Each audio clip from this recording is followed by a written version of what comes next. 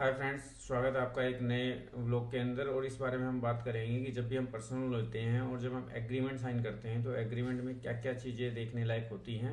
क्या हमें पूरा एग्रीमेंट पढ़ना होता है या एग्रीमेंट के कुछ सिर्फ पेजेस पढ़ के ही हमारा काम आसान हो जाता है। और एग्रीमेंट में ऐसे कौन से टर्म एंड कंडीशन हैं जिन पे हमें मैक्सिमम ध्यान देना होता है। तो चलिए शुरुआत करते हैं। देखिए, ऐसा होता है कि जब भी पर्सनल लोन का एग्रीमेंट साइन करते हैं तो कुछ उसमें स्टैंडर्ड एग्रीमेंट होता है जो हर एक कस्टमर के लिए एक जैसा होता है, जिसमें कंडीशन सिर्फ वो कंडीशंस मेंशन होती है कि अगर आप किसी भी कंडीशन में नहीं पे कर पाते हैं लोन तो बैंक क्या लीगल कार्रवाई कर सकता है या बैंक क्या क्या चीज़ें कर सकता है। तो मेरा ऐसा मानना है कि अगर आप उन पे बात करेंगे तो वो ऐसी कंडीशंस हैं जो जनरली सब लोगों के लिए एक होती है, और उन कंडीशंस को पढ़ने के बाद तो कोई लोन लेगा ही नहीं।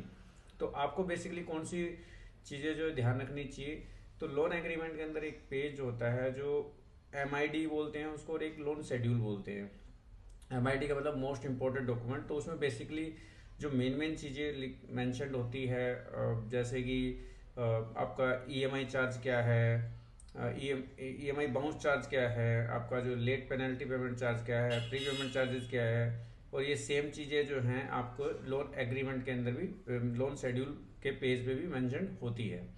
तो आप जब भी एग्रीमेंट साइन करें तो उससे पहले अपना लोन शेड्यूल का जो पेज है, अपने जो भी एडवाइज़र है, आपका लोन एडवाइज़र है, उससे बात करें कि वो लोन शेड्यूल का पेज आपको दिखाए और आप उसको अच्छे से रीड आउट करने के बाद ही एग्रीमेंट साइन कीजिए।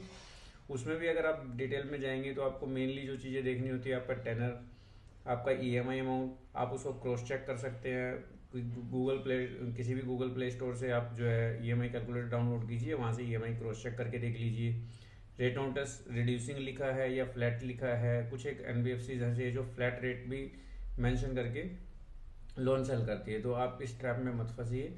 आप जो चीज़ें बिल्कुल जेनुअनली अपना लोन शेड्यूल में जो है लेट पेमेंट पेनल्टी चार्जेस क्या हैं और जो आपके बाउंस चार्जेस क्या है। बाउंस चार्जेस तो जनरली लगभग सारे बैंक्स में सेम रहते हैं। तो बेसिकली आपको प्री पेमेंट पेनल्टी क्या जाएगी, आपका जो है EMI टेनर जो है, ये मेन चीज़ें जो है आपको फोकस करनी होती है। तो आप अलर्ट रहिए और अपना एग्रीमेंट को प्योर से पूरे से पढ़िए।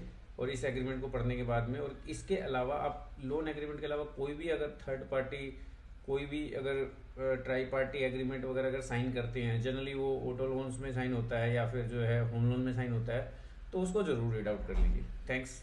आई विश कि ये आपके लिए हेल्पफुल रहा होगा। और अगर इसी तरीके की और वीडियो चाहिए तो हमारे चैनल को सब्सक्राइब कीजिए, लाइक कीजिए और शेयर कीजिए। थैंक्स।